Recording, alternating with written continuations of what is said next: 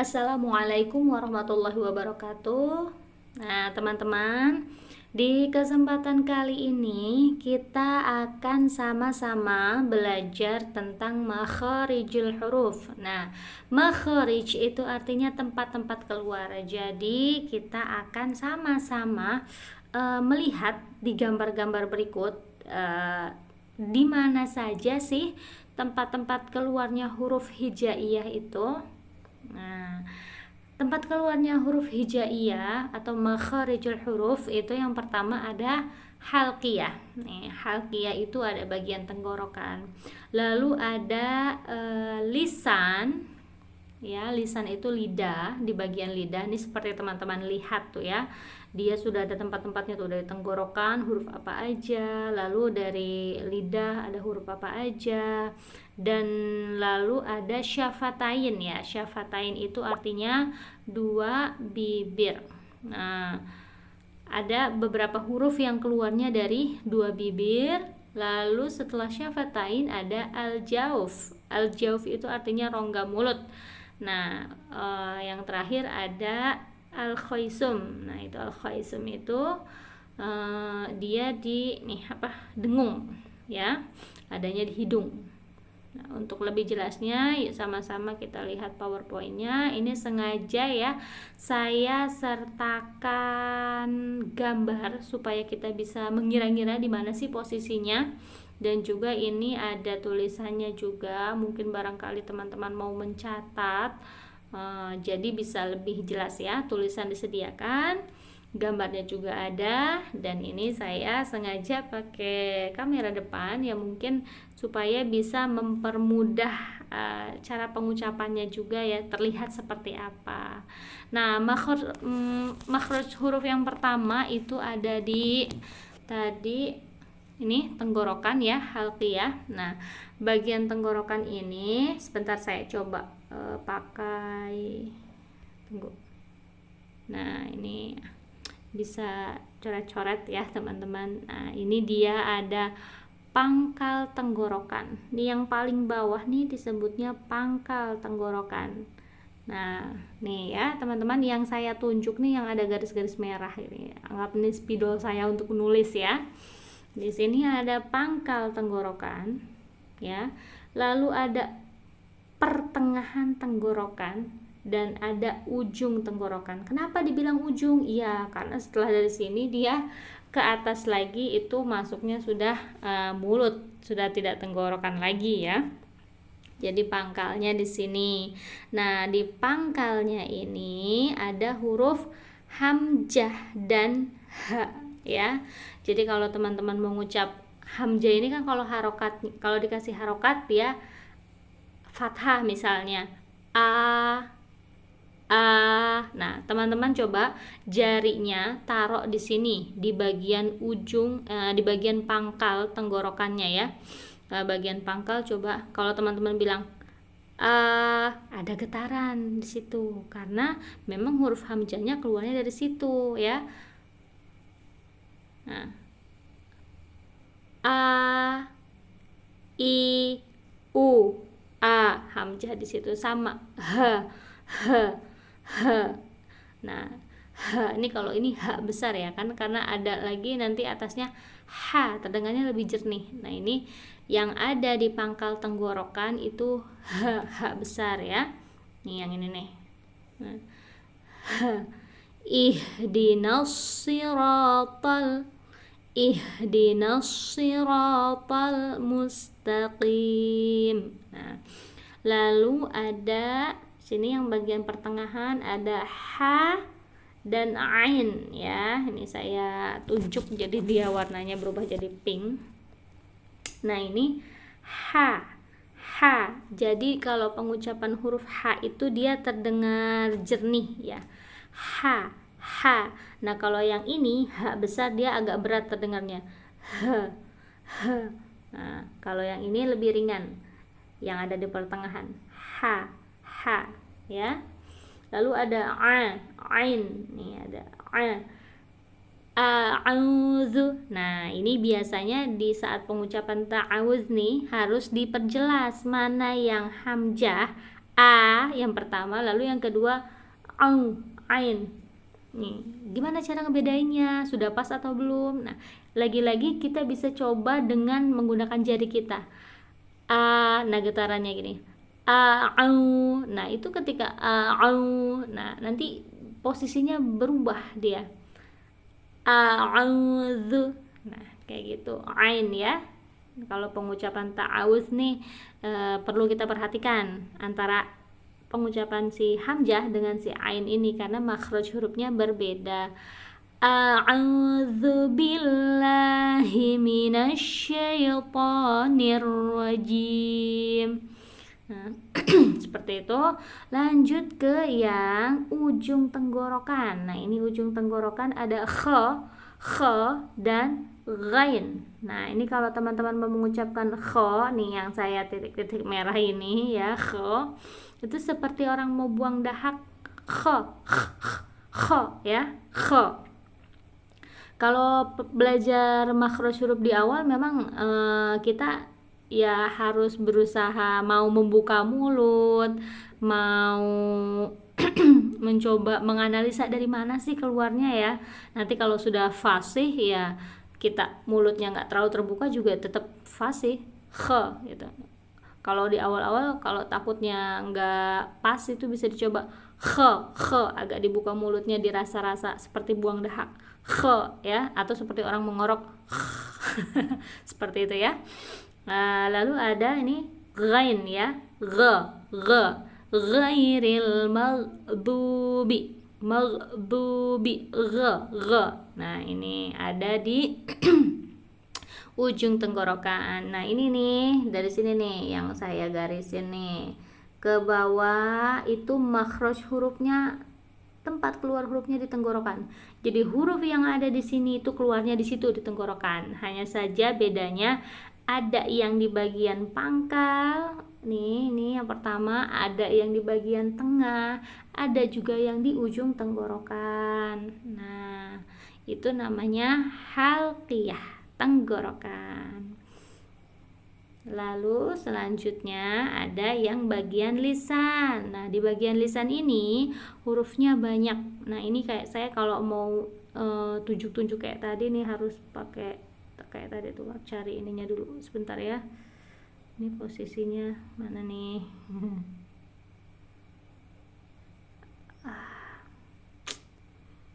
Maaf ya teman-teman, karena ini kalau misalkan saya sudah nyalakan spidolnya itu untuk nunjuk, nah ini nanti dia nggak bisa digeser lagi karena takutnya posisinya nggak pas. Nah kalau mau cari si spidolnya itu kadang geser juga susah. Nah ya udah gini aja deh teman-teman ya. Nih teman-teman juga bisa kelihatan kan tanpa saya tunjuk. Oke, coba lagi sekali lagi, masih penasaran? Oh ternyata tidak bisa juga. Oke.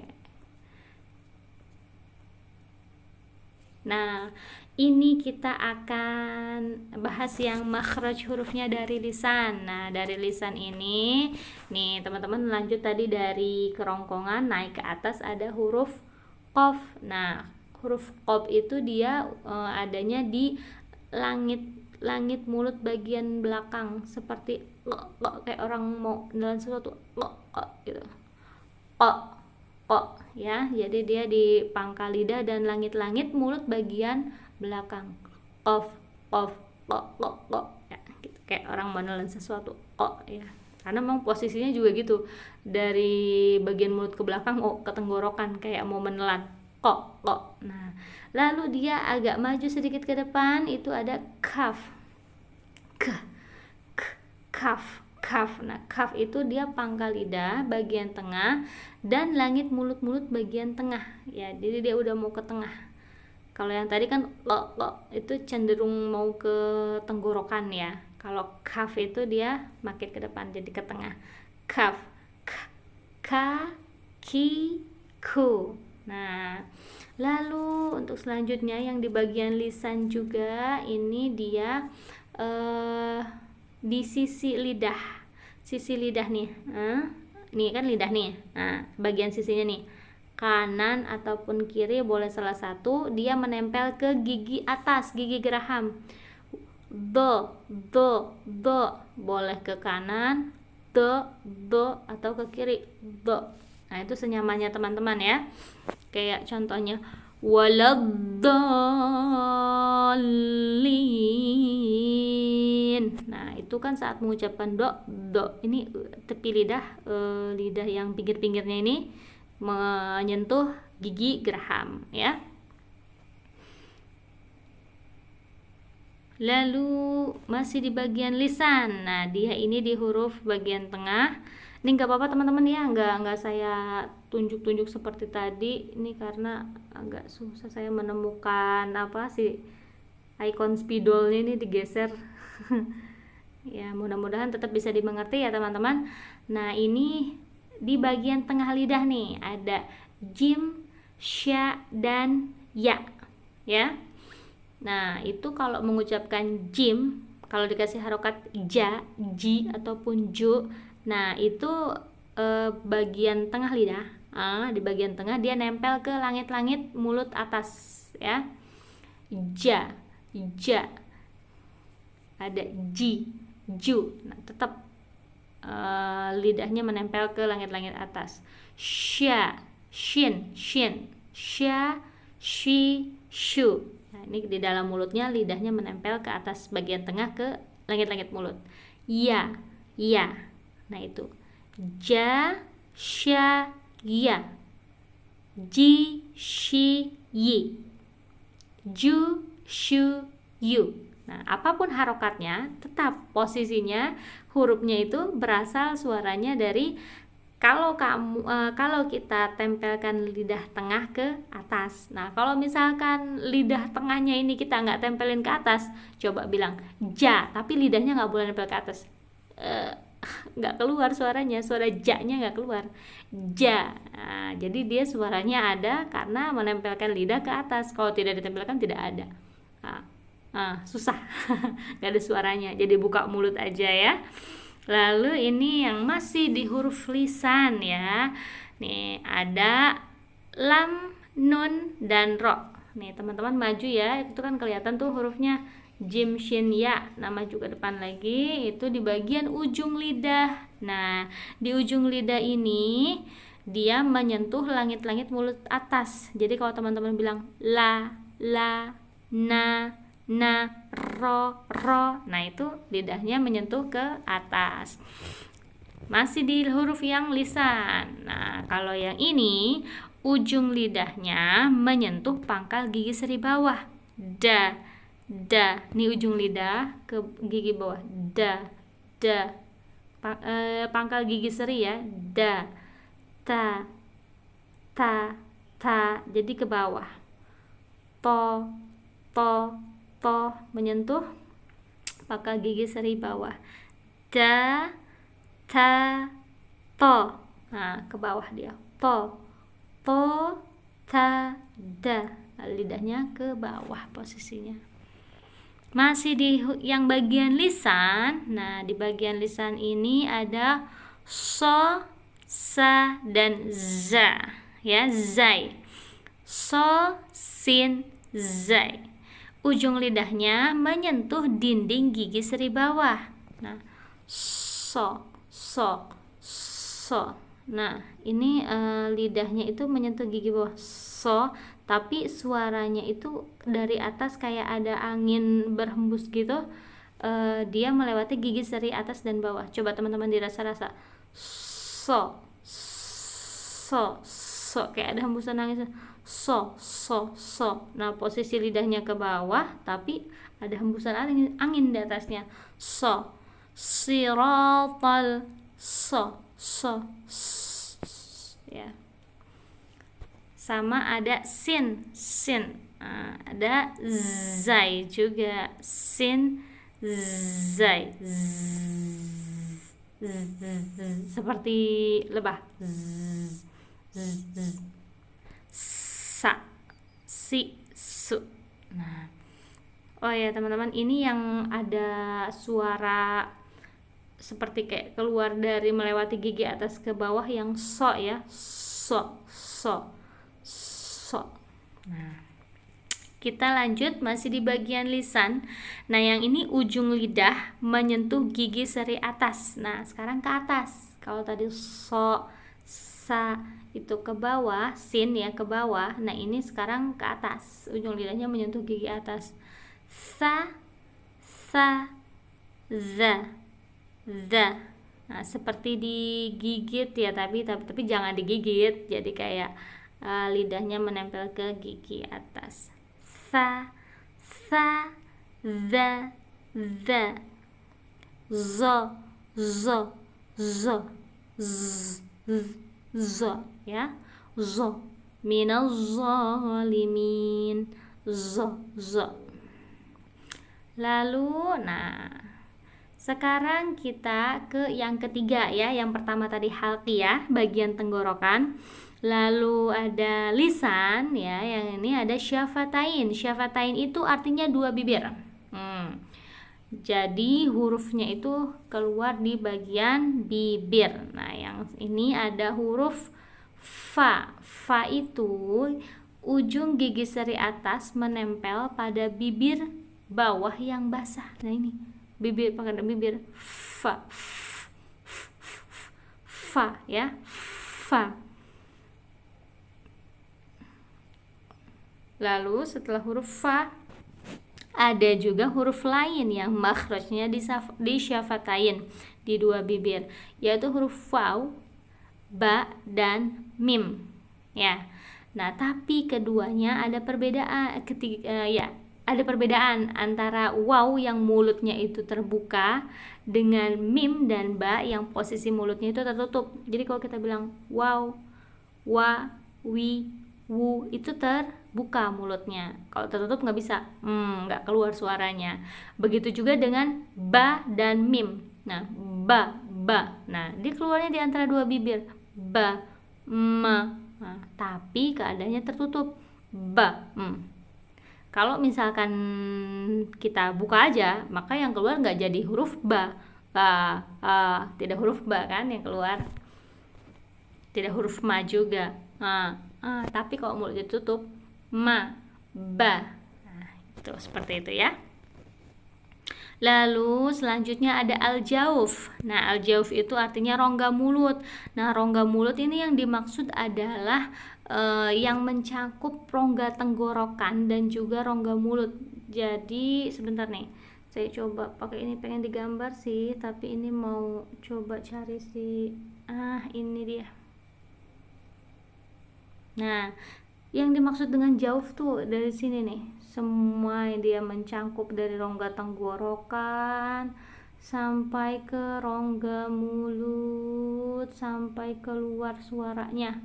Jadi dia ya tidak menyentuh bagian manapun. Jadi kalau huruf jauf ini kan dia ini ya huruf mad, alif, ya dan waw. Nah, jadi kalau diucapkan tuh dia nggak menyentuh manapun. Kalau kayak tadi kan ada huruf jim, ja, ada tengah lidah menyentuh ke atas, ada yang za, ujung lisan menyentuh ke ini ya gigi seri atas. Nah, kalau al-jauf itu tidak menyentuh bagian manapun ya. Ini saya mau scroll jadi dihilangkan dulu ininya ya. Nih, al-jauf itu dia huruf mad. Nah, huruf mad itu ada alif, waw, dan ya. Dan huruf mad itu pasti sebelumnya ada huruf juga. Ada huruf hijaiyah yang berharokat. Nah, kalau misalkan alif, huruf sebelumnya itu berharokat fathah. Kayak di sini contoh nih ada ba. Jadi kalau huruf ba-nya sendiri itu keluarnya dari syafatain, ba. Nah, tapi karena dia ada alif setelahnya dan jadi panjang, jadi mad ya, maka ba. Nah, a-nya itu tidak menyentuh bagian manapun, dia dari rongga mulut, dari tenggorokan sampai ke luar tuh ya nggak ada bagian mulut yang bersentuh dan bertemu. Kan nih, ba-nya itu syafatain. Nah, a-nya itu si madnya itu lepas. Ba.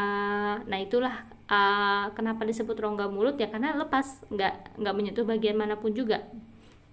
Lalu ini ada ba, ka, lalu ada yang huruf ya. Nah, kalau huruf ya ini sebelumnya ada huruf hijaiyah mim berharokat kasroh.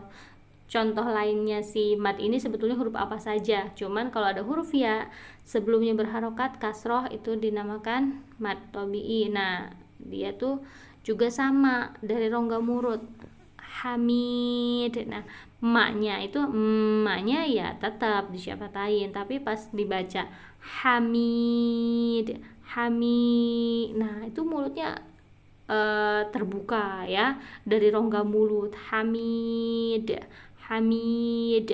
Nah, ya ini yang wawu sebelumnya berharokat domah ya. Jadi qulu, qulu, qulu. Nah, nya itu tuh bagian mulutnya nggak menyentuh manapun ya. Itu yang dinamakan al-jauf ya, hurufnya huruf mad. Alif, ya, dan wawu. Nah, ini kalau misalkan terjadi di huruf mad aja ya, kan dia sukun, tidak berharokat nih si alif ya, wawunya tidak berharokat, ya, bukan sukun, tidak berharokat ya.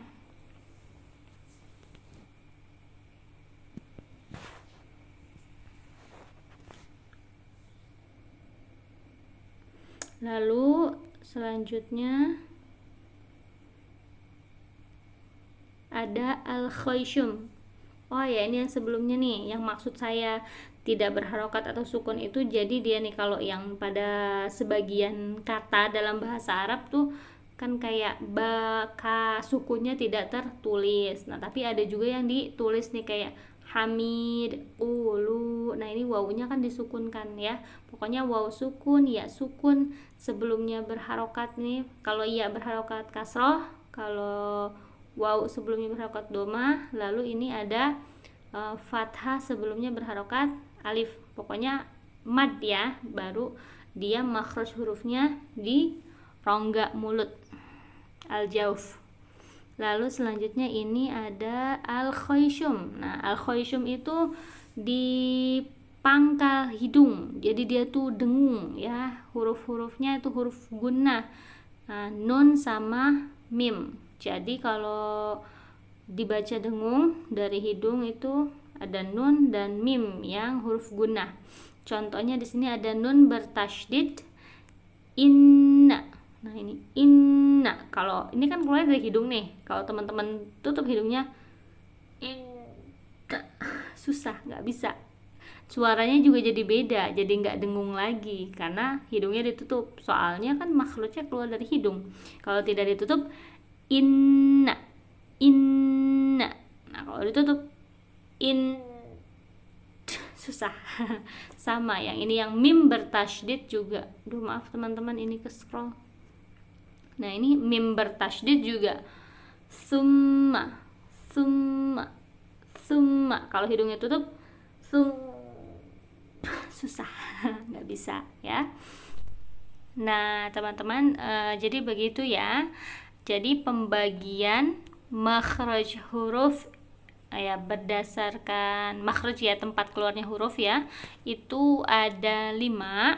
Nah, yang pertama yang seperti yang sudah kita sama-sama pelajari sebelumnya. Yang pertama itu ada halqiyah ya, bagian tenggorokan. Lalu ada lisan ya. Lalu ada syafatain, 2 bibir. Yang ketiga, nah ya, halqiyah, lisan, syafatain. Lalu yang keempat ada al-jauf, rongga mulut. Nah, yang kelima ada al-khayshum. Nih ya, al-khayshum dia di hidung untuk huruf-huruf yang dibaca dengung. Nah, semoga penjelasan ini bisa sedikit membantu menjawab pertanyaan teman-teman terkait dengan makhraj huruf ya, pembagian makhraj huruf. Semoga bermanfaat. Assalamualaikum warahmatullahi wabarakatuh.